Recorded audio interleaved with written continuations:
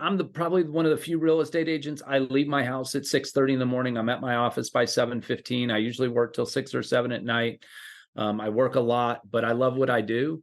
Yeah. And I control my day. I never miss any event for my daughter. I never, all Yeah. the things that matter, I'm there for, but I also work a ton. So my free time is short. People always ask me what my hobbies are. And I'm like, my hobbies are real estate, honestly. Like I devour YouTube content and I sell houses. That's really all I do. Hey.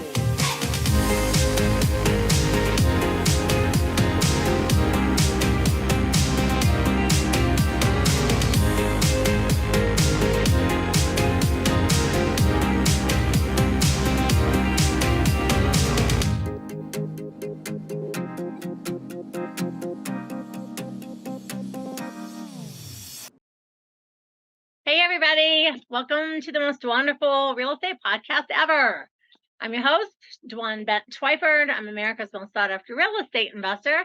I'm so excited to have you with us today. As you can see, I've got a guest. So this is our wicked smart man of the day today, Scott Smith. And we're going to talk to Scott, find out what he's got going on and how you can maybe grab some great ideas you can implement into your own business.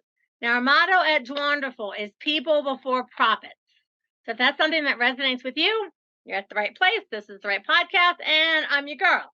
You can also go to Dwanderful, Dwanderful, Dwanderful.com, opt in, and I'll send you a free ebook, How to Flip Your Way to a Fortune. I made my actual first fortune from wholesaling houses, so still a fan. Okay, so Scott, how are you today? I'm fantastic. And Dwan, thanks for having me on today. I'm excited. Folks, just right before, while we were chatting right before we started, I just found out Scott lives in Denver. So next time you're on, you'll have to come up and we'll hang out and do it together. That'd be fun. Yeah, that'd be a blast. That'd be a blast. All right, so first we start off with a drink. So do you have water or coffee or tea or wine or whiskey? Okay, we do a toast.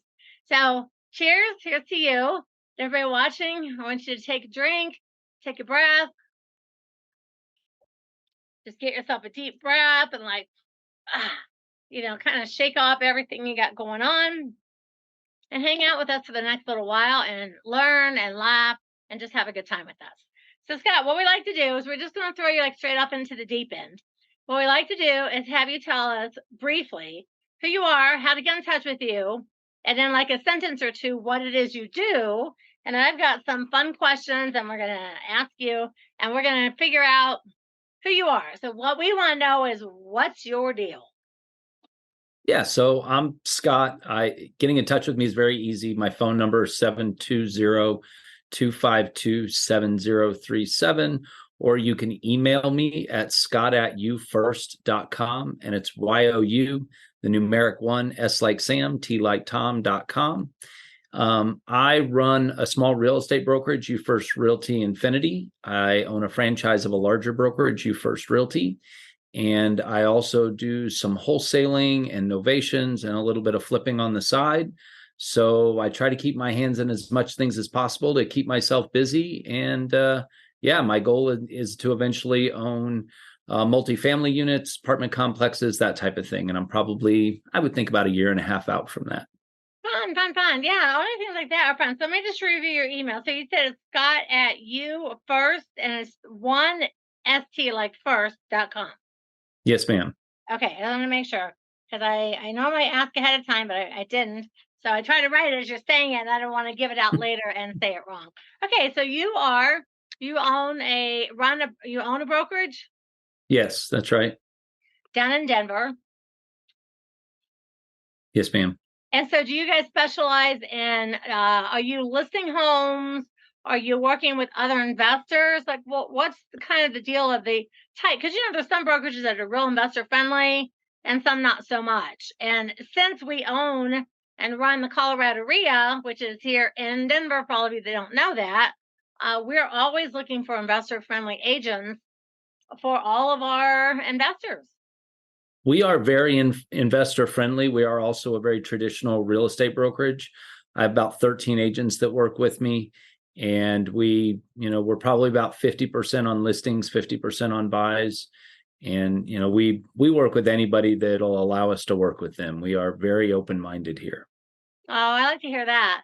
Um, so as far as like on the investor side, how would you consider yourself to be an investor friendly? Because I know as an investor myself, it's really hard sometimes to get an agent to work with you when you're dealing with a homeowner and they're in foreclosure and they want all the paperwork and all the stuff. And if one little thing's not right, like the agent melts down. So I've gone through a few of those myself, trying to get someone like, listen, just work with me on these people, okay?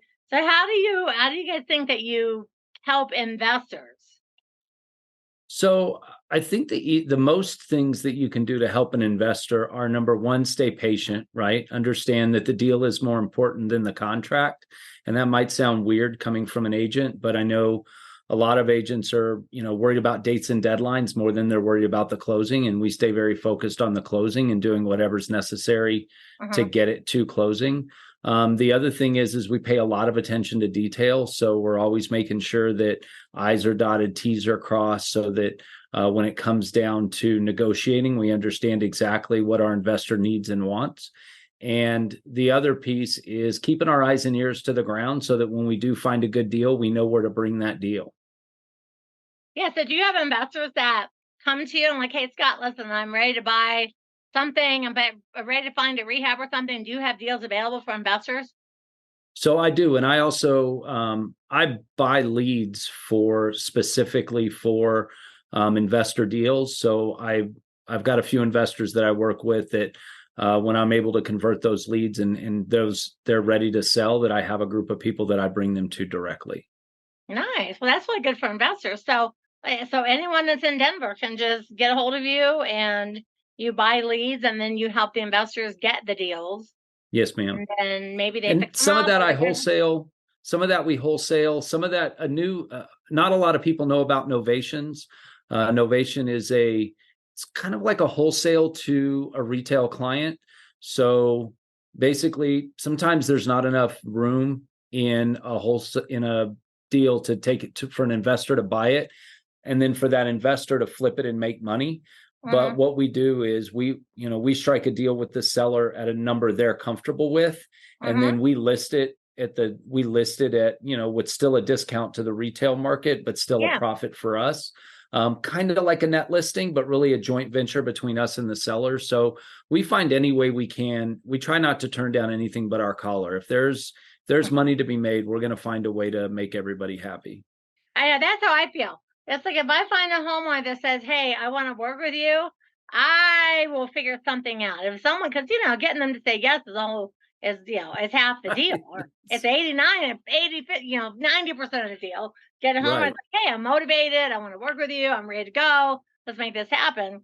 So if I get someone like that, it's like I will figure out a way to make that deal happen. I don't care if we have to rehab it or partner it or subject to it or wholesale or something. We'll figure something out to make that deal happen. Yeah, absolutely. And I think that's a lot of realtors don't have that mindset, which is why not everything is for everybody.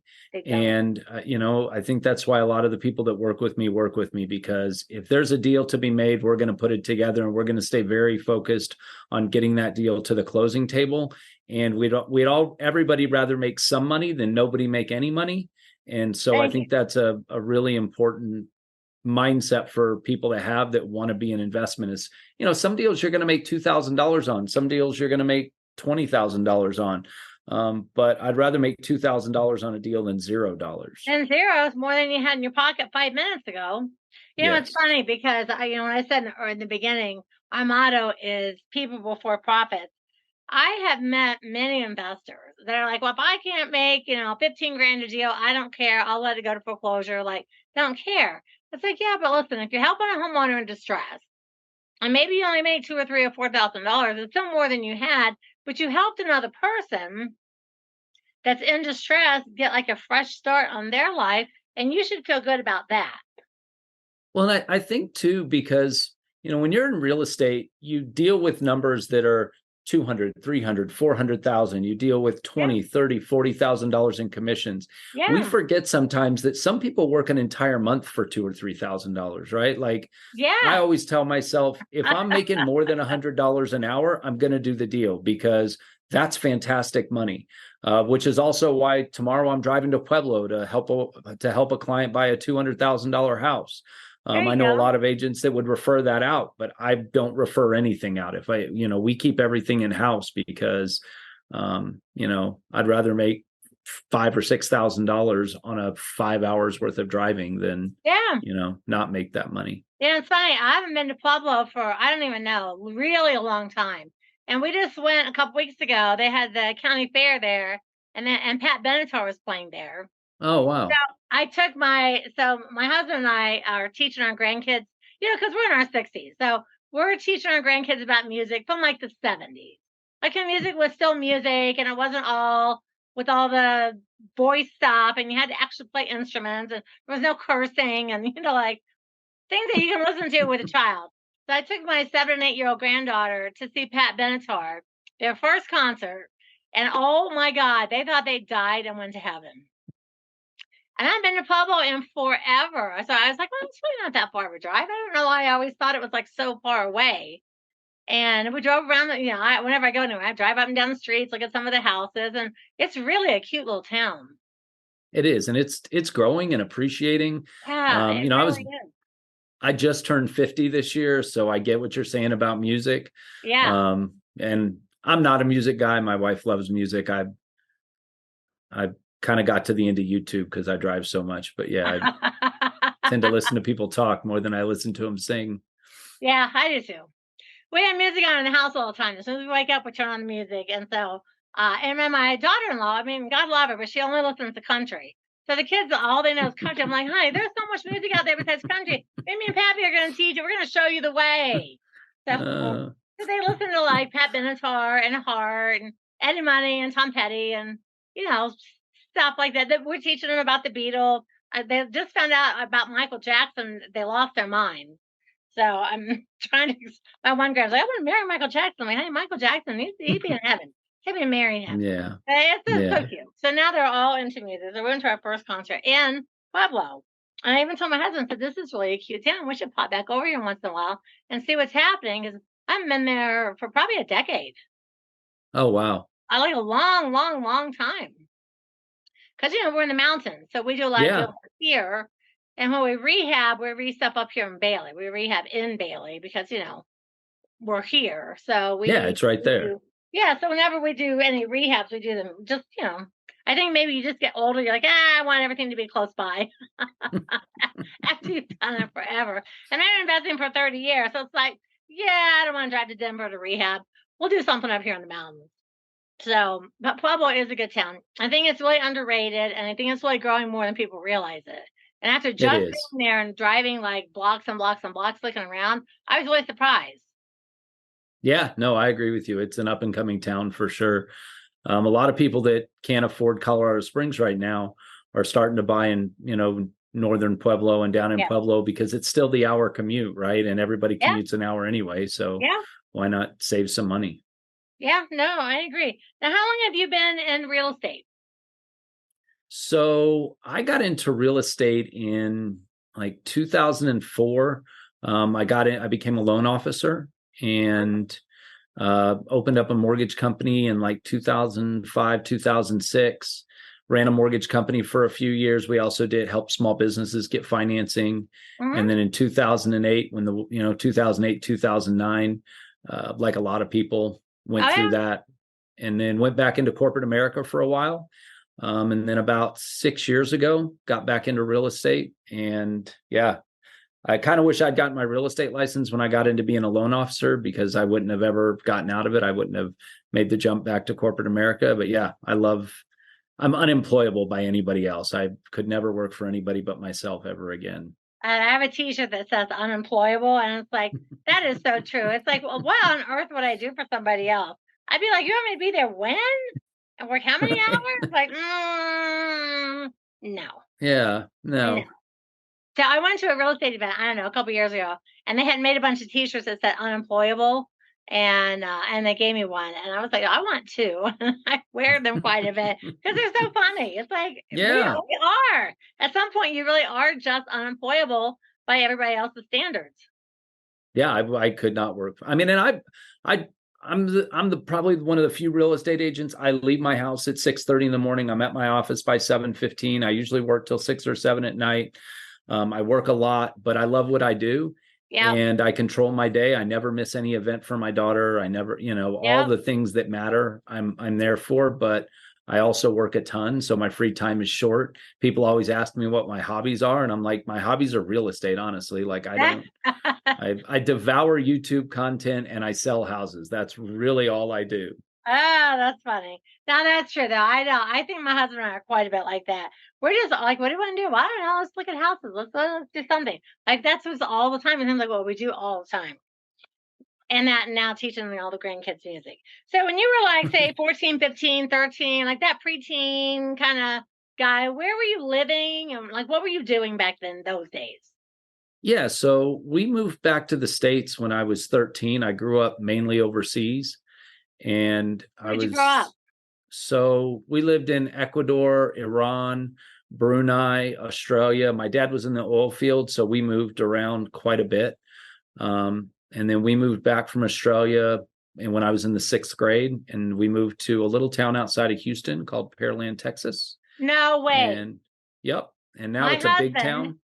Lived in Pearland for like 15 years. His family is he's got one sister and 2 brothers. They all still live in Pearland. Do you know the Twyfords? Bill Twyford, Twyford, Mark Twyford, Kevin Twyford? All in Pearland. Interesting. Yeah, that town, when I lived there, it was maybe 30,000 people, and I might be wrong, but there's a couple of 100,000 people there now. It's huge. It's huge. Pearland's a really cute town, though. I love it. It is. I liked growing. Other than the weather, I mean, I joined the Army to get out of Houston weather, but yeah, it's I do not miss humidity. I love Colorado because there is no humidity. Yeah. So my husband was Bill Twyford. He was a paint contractor in the Houston area. And they were getting ready to paint some really big, like one of those water towers, you have to climb up in there. And they all had to take respirator tests. And Bill's like, never smoked. I mean, my husband truly never smoked, never drank, like nothing. And all these guys that work with him, they're all smoking and drinking and carrying on. And he can't pass the respirator test. And they said, listen, all this painting, because this would have been like 20 years ago. And painting like 15 years before that. And they said all that painting stuff really destroyed your lungs. And if you want to be alive at 40, you need to move someplace to higher altitude and you need to like get your lungs fixed. So he moved from Pearland up to Bailey, to the mountains. Oh, wow. For health issues. And it's just funny because like his sister, so they were all from Iowa. And then he and his sister and 2 brothers all moved to Texas. And then he moved up here. He's like, listen, y'all stay in Texas. Nobody's following me to the mountains. I'm living a peaceful life up here in the mountains. You guys stay there. So they're all in Texas and we're here. But Pearland is like so specific. So it's very unusual. Right Pearland. Yeah. And it is a fun place. I like to go there. But yeah, see, I like the humidity. We have a house in Florida. So I am a beach humidity kind of girl. So up here, I feel like half the time I'm like, I'm dying because it's so dry. But he really loves it. But, it's good for his lungs. So that's important. So it is. I do miss being close to the beach. I skipped a lot of school in high school to go to Galveston. And I do miss, and people say that the Cherry Creek Reservoir sand at the edge of it is a beach. And I'm like, I don't think you know what a beach is. No. Yeah, we got to go. Every time we go to Houston to see his family, or Texas, we always go down to Galveston. Galveston's a cute little beach. They got that whole little strip there that they built, and it's so cute down there. Yeah. I've got a lot of great memories of Galveston. I bet you do. All right, so your dad was in the oil business, so you were living like all around the world until your teens got back to Pearland. That's kind of fun, though. Do you love the fact that you will like lived worldwide? It shaped my mindset in a lot of ways. It taught me that everybody's different, but basically everybody's the same. And I mean, I also learned, some people who've never left the States think that other countries are America in another place. No. We were evacuated in Iran in '79 before all the hostages were taken. We got out like a month before. So I've definitely seen some things. And then also after I graduated high school, I joined the Army. I became a infantryman. And so I Mhm. went to I was stationed in Italy for 2 years, and we deployed to Uganda when Rwanda had their revolution. Um, Wow. Well, and thank you so for I've your seen, service. it's I am like such a huge service person. I'm always like thanking everyone. I stop people in airports. I thank them for their services. Like I want you all to know that not all Americans are idiots. We really love and appreciate you. you know, I didn't, I don't think people understand that 4 or 5 years can shape you so much in life. Some of my best friends in the world are people I met in 1992, right? Like a Yeah. long time ago. And I was lucky. I was in kind of before, everybody was getting shot at. I'm not a combat vet. The way you think of veterans is the way I think of combat veterans, right? They're just, I have a lot of appreciation for people that have lived through situations that I didn't was lucky to not have to live through. Oh, I know. Lord of mercy. My son was talking about joining the service because his stepdad is a 30-year Marine veteran, and he was like a combat, like a sniper, did all that. I'm like, Lord, I'm like, you want to do it, like, support the country, but oh my God, please don't. I was so scared because it's so brutal. Yes, it It's so is. brutal. That's why I just appreciate the service people so much. We donate so much money to like tunnels to towers and all the things, all the vets. That's like where we donate most of our money because we couldn't be free and have what we have without the people that are willing to do that. And like I a don't hundred want to go to percent. war. I don't want to do that for myself. But I mean, if it came down, I'd be like, all right, who do I need to shoot? I'm in. Whatever I need to do to protect America, just point me in the right direction. I'm good. Right. Yeah. Oh. I'm with you. I'm with you. Just, I hope whoever I need to shoot comes close to my front door because I'm too old to walk for it anymore. I know, but we're in the mountains, so people up here, we all have guns, Right. and everyone in the mountains, like I think Denver is so different than the people in the mountains. So then people in the mountains are sort of prepper minded, and we all talk about, hey, if this happens, who's got this, who's got that, who had da da da, and we're sort of like I don't know, like just a group of people that just sort of watch each other's back up here because everyone's on 10 acres and it's, it's pretty isolated. So I'm Yeah. like, listen, if everyone ever breaks into my house, they need to bring a body bag with them because they're going to need it on the way out. That's, Ain't nobody walking yeah. out that door. No, no, they are not. And like I laugh, but I'm so completely serious. I mean, it's isolated up here. It's like, we got the big dogs outside. Everybody around here's got the big dogs and stuff, and we really watch out for each other. So that's pretty cool, though. That you went in the service. It definitely does change you. I mean, you make lifelong friends, but you really realize. I think from that point of view, I would think you see a lot more things about the country and other countries that a regular person would never even know or think to know. Yes. I mean, it opens your brain in ways, right? You're just exposed to a whole different aspect. I mean, we were very blessed. When I was stationed in Italy, we trained with the Italian army, the German army. We did cold weather training up in the Italian Alps. I mean, I've just been very lucky across my life to see how a lot of different people live and exist. And it Mhm. really has brought me an appreciation for this country probably more than most people, just because I understand how well we have it here in We almost every do. situation. And so many people always, probably shouldn't get off too political, but people always like protesting and and burning flags. It's like, listen, I used to go on missions trips in these countries where these people are living in like uh, pallets they'd taken apart and built a house out of.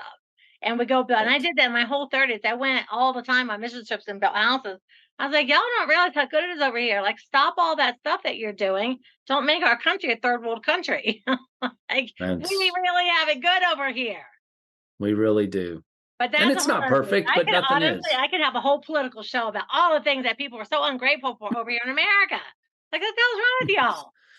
Yeah, and no place is perfect. We've got our problems, but I can tell you I would rather live here than anywhere. Yeah, me too. I've been lucky enough to travel a lot of countries around the whole world, and every place I go, I love. Like, oh my God, this is so great. Oh, this country and that country and the poor countries and all of it. But at the end of the day, I'm like, I'm just really happy I'm an American. Me too. It did give me an appreciation for food, though.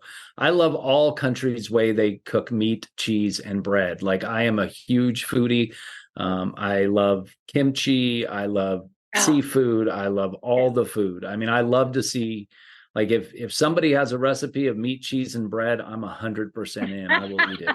Oh, I've been to Italy a couple times, and I'm telling you, I don't know what it is about that food there. I lose my mind in Italy. It's just So like good. everything is so amazing. Everything's so good, and the spices. And, oh my God, I ate my way through Italy like 3 different times. I gained like 12 pounds. It's like the food. I'm dying over here, but it's so good. It's it is so good. Like it's delicious. There's no way around it. Like their pizza is so different, but so So different. delicious. I So mean, good. they're, yeah, huge fan.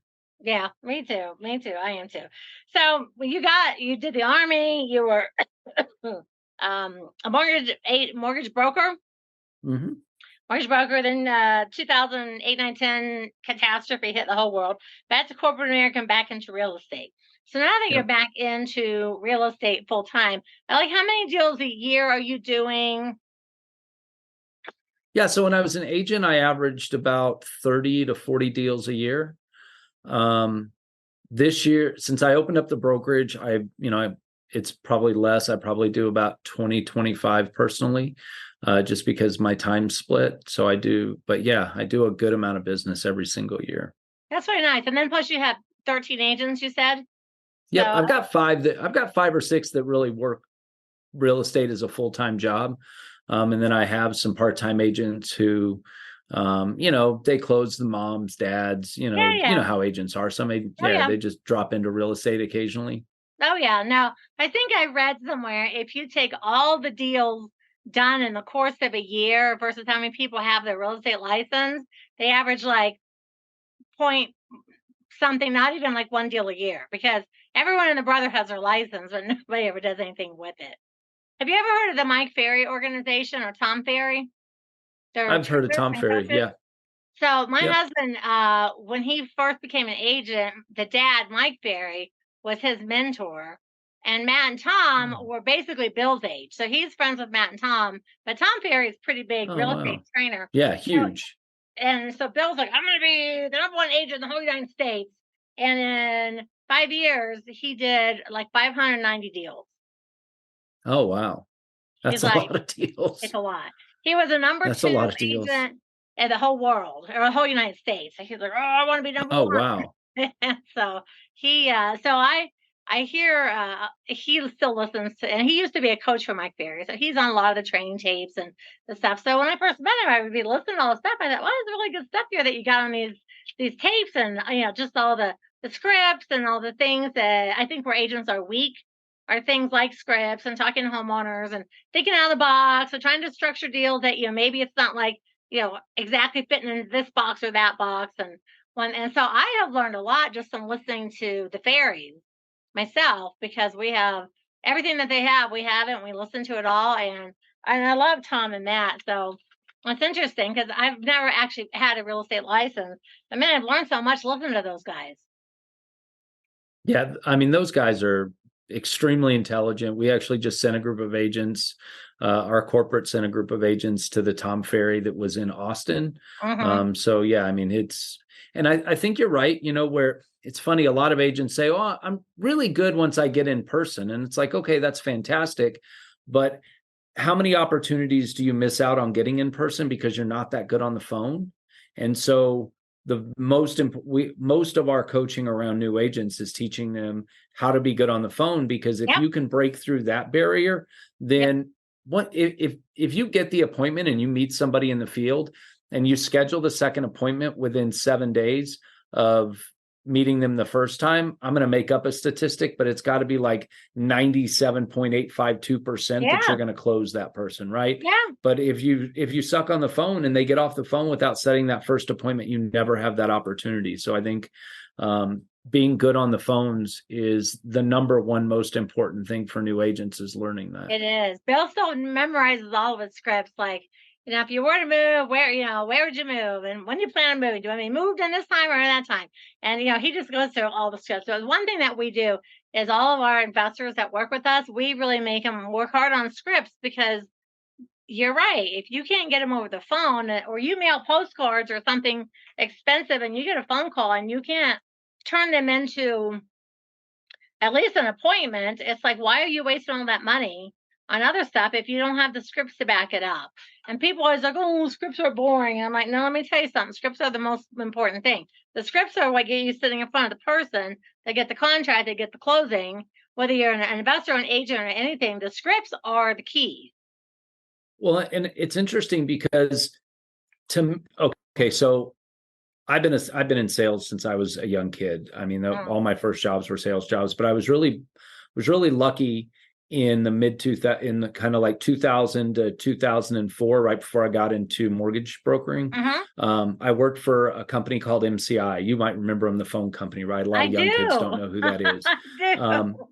They had the best sales training that I've ever participated in my life. I mean, they really taught people who were making phone calls how to make phone calls. And so one of the things I learned way back then is it's not that scripts are magic words. What scripts are your next thing to say, which allows you to actively listen to the person who's talking, right? Because if you're spending that time thinking of what you need to tell them, you're missing everything they're telling you. And so that's something we reiterate a lot, is that this script, it's not like a magic group of words that's going to end in a sale. What it is it's just your call flow so you can actively listen. And most of sales is actively listening. And if you can actively listen and then know what you're going to say next immediately, you're way better off than someone who is drifting off in their mind, not paying attention and trying to think of something that they need to say. Yeah, it's funny, when I first started as a real estate investor, I mean, I started back in the 90s. There was really nobody training, or none of all the stuff you have now on the internet. Like, none of that stuff existed. I'm like, I tell people, listen, I started before they had pagers. Like, we had to stop at a phone booth to make a phone call. And I'm pre-pager. And I remember in the very beginning, I was so nervous. I didn't really know what I was doing. I didn't really have anyone to train me. It was very much by the seat of my pants. And when people would be talking, I would just be like trying to think, okay, what do I need to say next? What do I need to say next? And that was always in my mind. And once I started learning about scripts, and like you said, the script is not even like the magic. It's that you just know what to say next. So you can hear them because they're telling you, like in my case, why they're in foreclosure. And there's always a grand explanation, because it could never possibly be them. It's somebody else or something else. And there's all this stuff, and they want to spend time making sure they're not a loser. And so you can't listen to them if all you're thinking about is like, okay, I gotta jump in here. I gotta say this. I gotta say that. I don't know, because you don't know. So I think scripts are honestly, they are the key to success in investing, or it probably as an agent as well, but investing for sure, because everyone that we deal with, everybody is in some stage of default. Every single solitary person. So you really need to hear them and listen and get their story. It's interesting because we were talking the other day about how hard it would have been to do what we did before Google Maps. And I mean, I remember using MapQuest, right, which was one thing, but back when you had to use map books and everything was building. So the map book was published 6 months or a year ago. And now like there's a new neighborhood. Like, how did you even find houses back then? Like, it's always interesting to me. I tell you, I hate those map books, but I had to learn how to use them. And I remember they made those little Garmin GPS. Like, I think that was the first one you could buy for your car. And I was just like, thank you, Lord. I can get in and out of neighborhoods and not because I just it was like my worst thing was trying to get around, because I finally just at one point, like, literally memorized every neighborhood in South Florida. In Palm Beach County, that's where I worked. I just memorized every neighborhood because I spent hundreds of hours on the stupid map book trying to figure out how to use this thing. And if I gave one of my kids right now, they wouldn't even have a clue. They would just look at this and like, what is this? It's like, there you go. You go find some houses like this and then come back and talk to me. Right. Oh my God. No. I think GPS huge props was the greatest invention ever for me. I mean, massive props to people who were agents back in those days, because you combine the difficulty and then the constantly changing landscape. I mean, we see, we talk all the time about, oh my gosh, 10 years ago, that was a field, and when I go back to Pearland and I see all the houses, what they used to be fields, yeah, like trying to know where all those houses were would be impossible without the tools we have I today. know it. It's funny. I remember from pagers, which was like, oh my God, I got a pager. Then we had the cell phones, which was like, oh my gosh, we have a cell phone. And then they had the little Garmin things. I was like, oh, this life could not be any better than it is right now. This is the greatest thing ever because it made my business so much easier. And now kids have like every single thing in the world at their fingertips. Like, I don't know how to find deals. It's like, oh my God. I'm gonna smack you. It's like you have everything. Yes. Deals Everything. are out there. Ugh. So let's jump topics for a few minutes. So, what's your favorite band of all time? Metallica. Metallica. I like Metallica. They have. I'm not a huge. I've never really quite made the switch into like the metal, but I know most of the big bands and a few of everybody's songs. But I think that came like a little bit late for me because I'm 64. I think by the time that stuff came in, I was on to like having kids and different music, and Right. Metallica is a good choice. Now, what's your favorite food? Just one. I would say spaghetti. I mean, I love spaghetti. I know it. I know. What's your favorite part of the day? The early morning. Yeah, most people do say they like the mornings. I would like the nighttime. I like it at night. It gets quiet. Bill and I like make a fire and hang out. It's so quiet. We watch a movie. It's like, oh, it's such a great way. But I think almost everyone says they like the morning the best.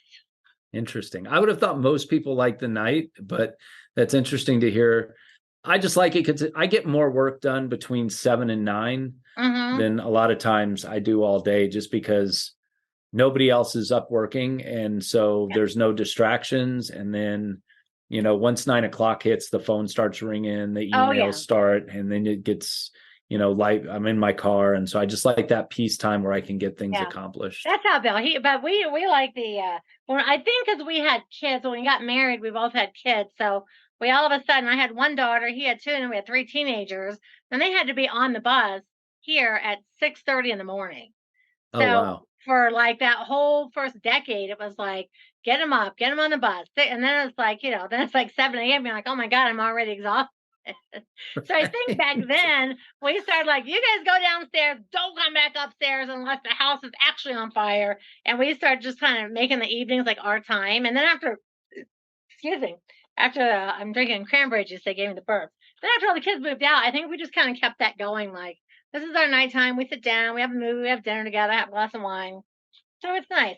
Okay, so now again, for people to reach you, 720-252-7037, and they can email you Scott at UYOU first, which is the one stfirst.com. Is that correct? Yes, ma'am. Okay. And so I kind of take notes.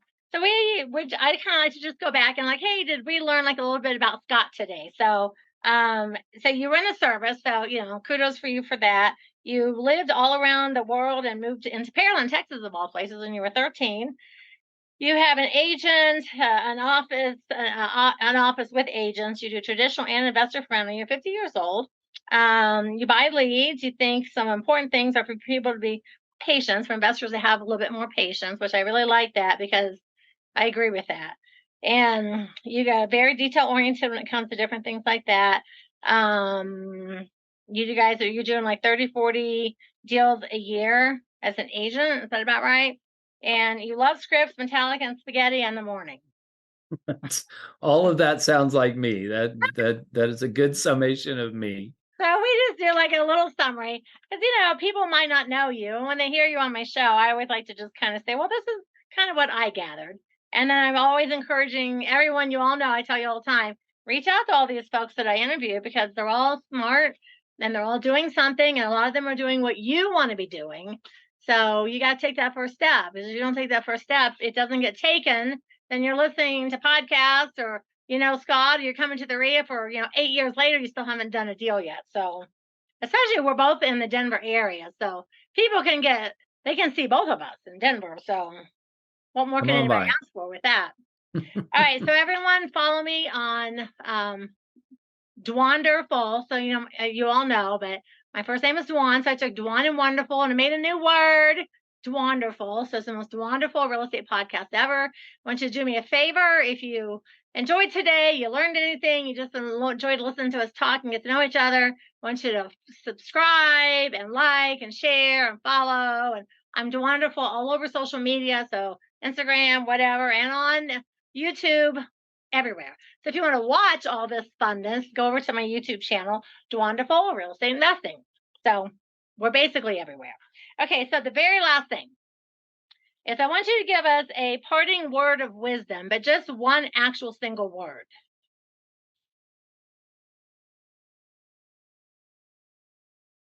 Action. I love it. Now, tell me what action means to you. It means that you are better off to do than to spend all the time planning, because your plan is going to change once you do. And if you do, you can always adjust where you need to adjust. Yeah, I think that's my favorite explanation anyone's ever given me on the word action. I love that. Okay, so everyone, your word of the week is action. And as Scott just said, it's about doing. It is about doing, because when you start doing whatever you thought it was going to be, it's always going to change. Yes. Always. The best laid plans still change as you go. That's right. Yes, they do. They do. Action. Okay, I love that. So everyone gets a word of the week, and they're supposed to practice that word this week. So everyone, action, action, action, action.